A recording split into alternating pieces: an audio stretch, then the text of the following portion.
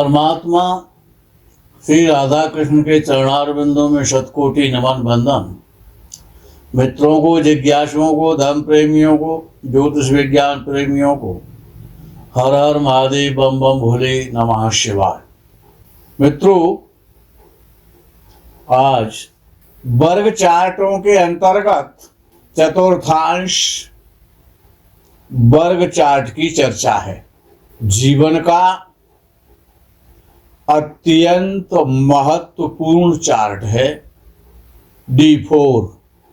चतुर्थांश जो कुंडली है, जो वर्ग चार्ट है चतुर्थांश नाम से, इस संसार में जो भी जीव मनुष्य रूप में आता है, स्त्री रूप में हो या पुरुष रूप में हो, वो चार चीजों की खोज करता रहता है जीवन भर।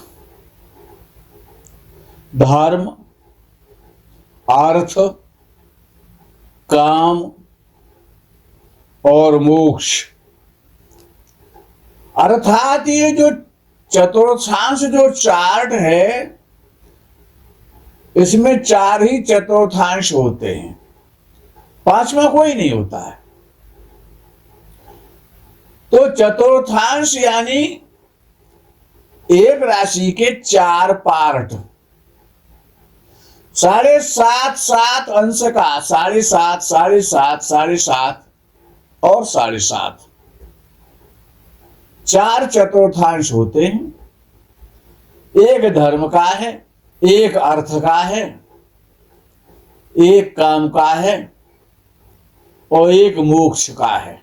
धर्मार्थ, काम, मोक्ष, ये चार पदार्थ हैं, चार चीजें हैं जिनके लिए व्यक्ति आजीवन प्रयास करता है।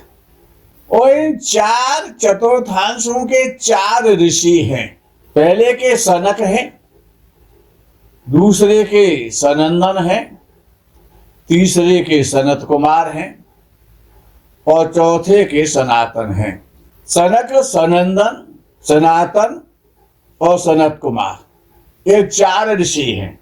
जब किसी व्यक्ति का जन्म पहले चतुर्थांश में होता है, तो पहले चतुर्थांश के जो ऋषि हैं, जो देवता हैं, वो सनक हैं। सनक का मतलब किसी कार्य के लिए, किसी भी अपनी इच्छा पूर्ति के लिए, कार्य की इच्छा पूर्ति के लिए, लक्ष्य प्राप्ति के लिए किसी भी हद तक चले जाना, सनकी हो जाना, पागलपन हो जाना, यानी कि तन मन धन अपने उस लक्ष्य की प्राप्ति के लिए, उस आनंद को प्राप्त करने के लिए, उस खुशी को प्राप्त करने के लिए, और वो व्यक्ति किसी भी हद तक चला जाता है, वो उसके पीछे पागल हो जाता है। जिसका जन्म पहले चतुर्थांश में होता है। दूसरा जो चतुर्थांश में जिसका जन्म होता है, वो है सनंदन, आनंद, खुशी, सानंद, सनंदन। ऐसा व्यक्ति जिसका जन्म चतुर्थांश कुंडली में, चतुर्थांश के दूसरे पार्ट में होता है, उसका जीवन खुशियों से भरा रहता है। और जो ग्रह है, अब इसमें यह भी देखा जाता है कि हमारे जो ग्रह हैं, कुंडली के जो ग्रह हैं, जन्म कुंडली के, वो चतुर्थांश में, पहले चतुर्थांश में है। कौन कौन सा ग्रह पहले चतुर्थांश में है? तो व्यक्ति जब उस ग्रह की दशा आती है, जब उसका समय आता है, तो जुनून पैदा हो जाता है, टनक पैदा हो जाती है। दिन रात उस ग्रह के द्वारा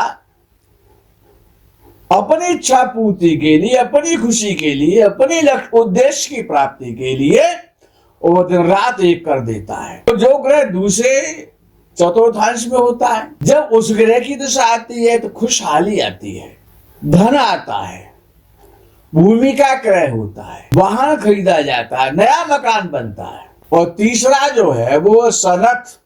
सनत का मतलब व्यक्ति हमेशा युवा रहना चाहता है, हमेशा युवा ही रहता है। यद्यपि बुढ़ापा सब पर आता है, शरीर जर्जर होता है, लेकिन वो अपनी जवानी खोना नहीं चाहता, उसको बनाए रखना चाहता है। इस प्रकार के कार्य करता है। और जवानी तो शुक्र है, शुक्र चतुर्थांश कुंडली में जितना श्रेष्ठ होगा, जीवन उतना खुशहाल होगा, प्रसन्नचित्त रहने वाला वो व्यक्ति होगा। सनातन जिसका आदि है अंत है, वो अनंत है। खुशियां ही खुशियां, सुख ही सुख, कोई यहाँ कोई विशेष परिवर्तन नहीं है। बचपन से लेके और वृद्धावस्था तक खुशियां ही खुशियां, अनंत खुशियां का भंडार है। चौथा चतुर्थांश, ये चतुर्थांश कुंडली बड़ा महत्वपूर्ण है। चल और अचल संपत्ति, स्वर्ण रत्न, आभूषण, सोना चांदी और अपना मकान, सर्विस में स्थानांतरण, घर का बदलना, नया घर बनाना या किराए के घर में रहना या राजमहल में रहना, विदेश यात्रा, शादी के बाद का परिवर्तन और धन संपत्ति से प्राप्त होने वाली खुशियां या कष्ट, सभी प्रकार की समृद्धि, चल अचल संपत्ति, सोना और चांदी, नकदी, कैश, बैंक अकाउंट का बैलेंस, किस्मत, भाग्य, मां, मन, वाहन और दुर्घटना, रहने का स्थान, जीवन की उन्नति चतुर्थांश कुंडली से देखनी चाहिए। अब एक विषय बार बार आता है हमारे सामने, हमारे जो भी चाहने वाले हैं, जब वो हमसे अपॉइंटमेंट लेकर के बात करते हैं, मेरा मकान कब बनेगा, मेरी संपत्ति का विक्रय कब होगा, मेरा मकान कब बनेगा, मेरा प्लाट कब खरीदा जाएगा, मेरे नए मकान का योग कब बन रहा है, मैंने बिल्डर को इतने पैसे दे दिए थे लेकिन आज तक मुझे फ्लैट नहीं मिला, मकान नहीं मिला, परेशान हूं, मेरा उस फ्लैट का कुछ होगा कि नहीं होगा। मित्रों, अब उसमें आपको चतुर्थांश कुंडली का लग्न, लग्नेश देखना है और चौथा भाव और चौथे भाव के स्वामी को देखना है। यदि चौथे भाव में, चतुर्थांश कुंडली के चौथे भाव में याद कर लो, यदि 11वें भाव का स्वामी, चतुर्थांश कुंडली के 11वें भाव का स्वामी यदि चौथे भाव में बैठा हुआ है चतुर्थांश के कुंडली में, तो आपके साथ धोखा होगा, विश्वासघात होगा। याद रखना, ऐसे व्यक्तियों को कभी भी संपत्ति में आंख बंद करके पैसा इन्वेस्ट नहीं करना चाहिए। विश्वासघात होने का योग बन रहा है। अब संपत्ति को मुकदमा भी चलते देखे जाते हैं, रिश्तेदारों के द्वारा, पड़ोसियों के द्वारा, घर वालों के द्वारा। संपत्ति पर मुकदमा कैसे देखेंगे आप? मुकदमा लगाने वाला 6वां भाव है चतुर्थांश कुंडली का और 8वां भाव है। यदि चतुर्थेश का संबंध, चतुर्थांश कुंडली के चतुर्थेश का संबंध 6वें 8वें भाव से हो जाए, यानी चतुर्थांश कुंडली का चतुर्थ स्थान का स्वामी 6वें या 8वें भाव में बैठ जाए, पापक ग्रह के साथ बैठ जाए, तो आपकी संपत्ति पर मुकदमा लगेगा। मुकदमा आपको लड़ना पड़ेगा, कोर्ट कचहरी जाना पड़ेगा, संपत्ति विवादित हो जाएगी। इस 6वें और 8वें का स्वामी चतुर्थांश कुंडली में चतुर्थांश के चौथे घर में बैठ जाए, तब भी ये योग बन जाता है कि आपकी प्रॉपर्टी विवादित होगी, डिस्प्यूट हो जाएगा आपकी प्रॉपर्टी में, मुकदमा लड़ना पड़ेगा। 6वें और 8वें भाव का स्वामी ये बताने में सक्षम है। ये जो चतुर्थांश कुंडली का जो दूसरा भाव है, धन का भाव है, खुशियों का भाव है, संपत्ति का भाव है, उस धन का सदुपयोग आप काम करने वाले हैं। जैसे कि चतुर्थांश कुंडली का द्वितीय भाव का स्वामी और नवम भाव में बैठ जाए। नवम भाव क्या है?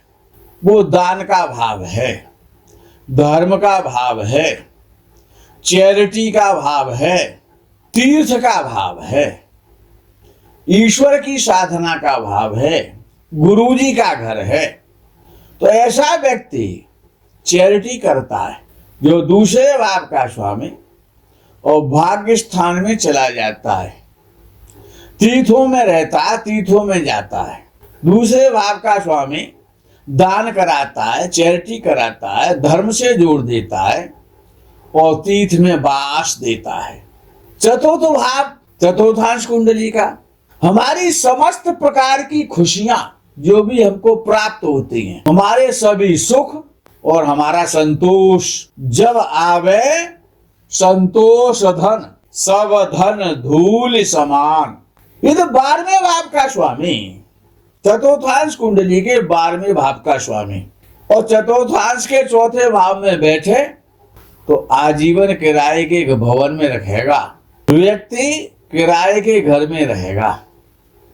याद रखो, 3, 6, 8, 12 चतुर्थांश की बात कर रहा हूं। आप लगन कुंडली पे चले जाते हैं बार बार, केवल चतुर्थांश को देखना है।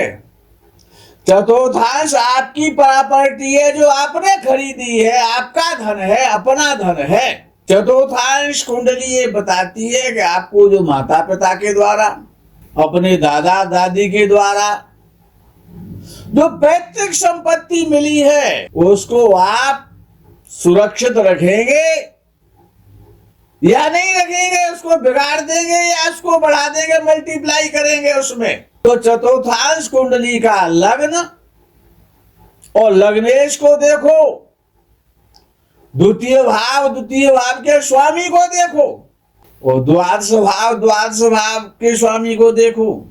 द्वादश भाव आपके पिता की संपत्ति है। चतुर्थांश कुंडली का 12वां भाव, आपके पिताजी सुखी रहेंगे। उन पर कैसी संपत्ति है, उनकी संपत्ति विवादित तो नहीं कर लेंगे आप, उनकी संपत्ति को संभाल करके रखेंगे, नहीं रखेंगे। ये चतुर्थांश कुंडली का 12वां भाव और 12वें भाव का स्वामी बताएगा। इसका संबंध पापक ग्रहों के साथ हो जाए चतुर्थांश कुंडली में, या द्वादश भाव में चतुर्थांश कुंडली के में पापी ग्रह बैठ जाए, 6, 8, 12 के स्वामी बैठ जाए, 6वें 8वें का तीसरे का स्वामी बैठ जाए तो संपत्ति विवादित हो जाएगी, मुकदमा लड़ना पड़ेगा, उसका सुख नहीं मिलेगा।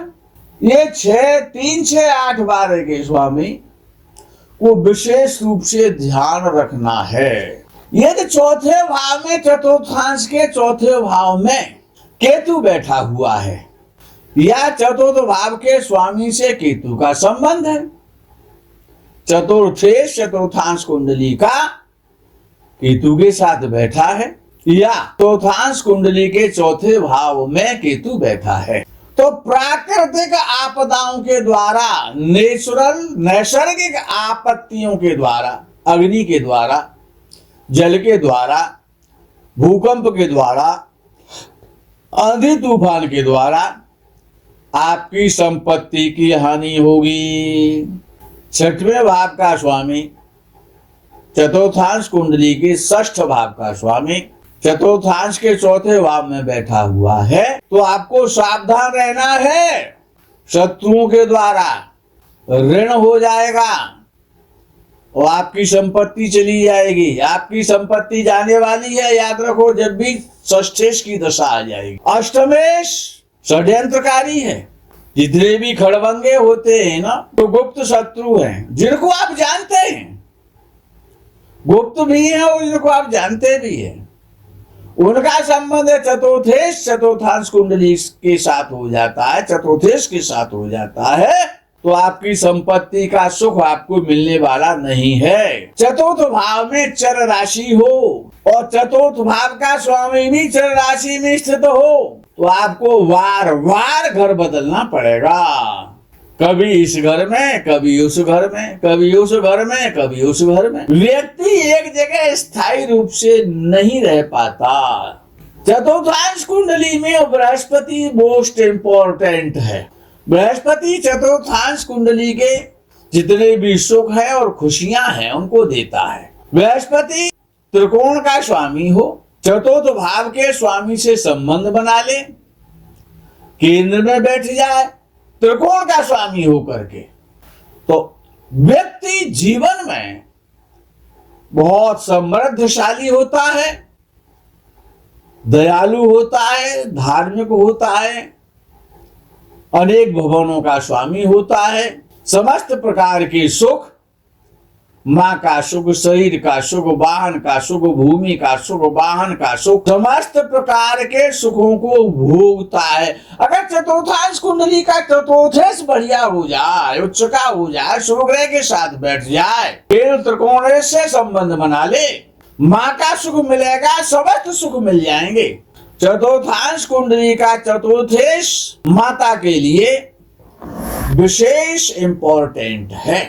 और लोग पूछते हैं हमारी संपत्ति कब बिकेगी। चतुर्थेश बलवान हो और पापक ग्रह के साथ दूसरे भाव में बैठ जाए।